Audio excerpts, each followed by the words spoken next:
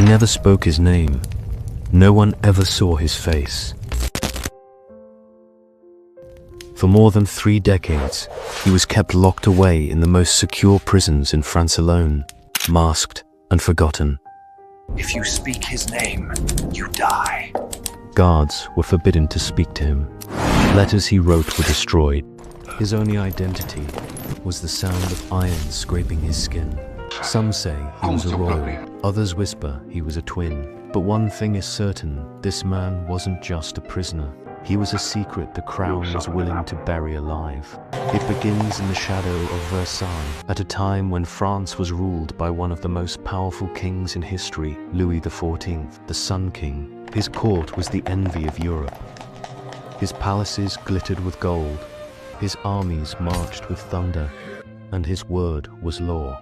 In the year 1669, a man his name never recorded was placed under the custody of Benin Deverne de Saint-Mars, a loyal and trusted prison governor. This man, masked, would be moved quietly from prison to prison for the next 34 years. No trial, no official charge, no explanation. His identity was so dangerous that even the jailers guarding him were ordered to look away. And so began one of the most chilling mysteries in European history.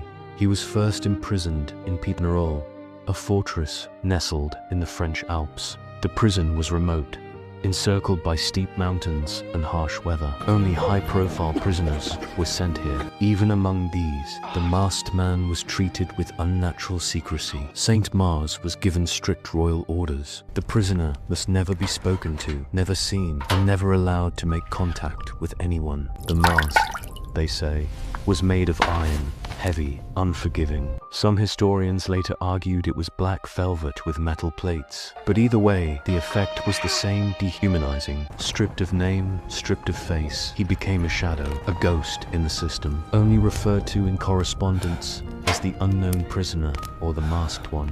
As the years dragged on, he was transferred again, this time to exiles, then to the island fortress of Sainte Marguerite, perched above the sea near Cannes. Soldiers transported him in covered litters, his face obscured. No civilian ever caught a glimpse of him. When Saint-Mars was promoted, he took the prisoner with him, as if the man were not an inmate, but a possession of the crown. He moved next to the infamous Bastille Paris's fortress of stone and secrets. There, the prisoner lived his final years in complete isolation. His meals passed through a sliding drawer. The windows of his cell were blocked. Even his burial, when it came, would be under a false name, Macaulay. No family, no record, just a cold grave and a colder legacy. But outside those walls, rumors began to spread. It started with whispers among guards, then couriers, then the nobility. Who was the man Saint-Mars protected so fiercely? Why was he always transferred with such secrecy? Why a mask? Some claimed he was a disgraced noble who had betrayed the king. Others believed he knew political secrets that could shatter the monarchy. And then came the most dangerous rumor of all, that he was royalty himself. One theory suggested he was a twin brother of Louis XIV, born secretly to the queen and hidden away to protect the royal line.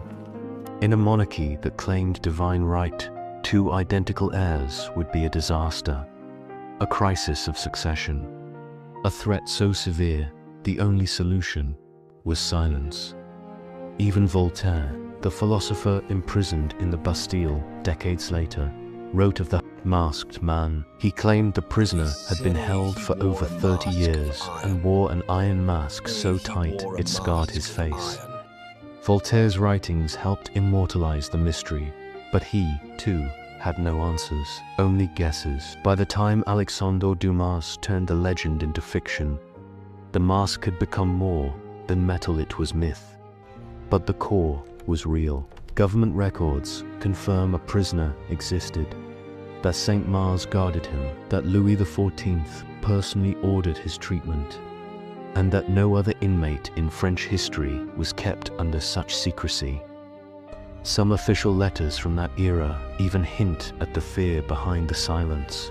One wrote, "If his identity is ever revealed, it could undo everything."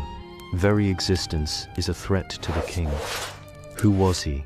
One possibility is Estosh Dogger of Valais, who may have overheard state secrets or witnessed treason. Some believe he had knowledge about Cardinal Mazarin's secret dealings, including stolen fortunes, affairs, or blackmail. If true, the mask wasn't punishment, it was protection, not for him, but for those in power. Another theory points to Count Ercole Mattioli, an Italian diplomat who betrayed Louis XIV. But most records show Mattioli died in another prison, not the Bastille. Then there's the father theory that the masked man was not a twin, but the illegitimate father of Louis XIV, whose existence would destroy the crown's claim to divine rule. Again, no solid proof, just fragments, notes, redacted letters. In total, he changed prisons at least 4 times, always under guard, always behind a mask. Even in death, his grave was hidden. No known portrait, no witness, no legacy, just a question that refuses to die. Who was the man in the iron mask? And what did he know that was worth a lifetime of silence?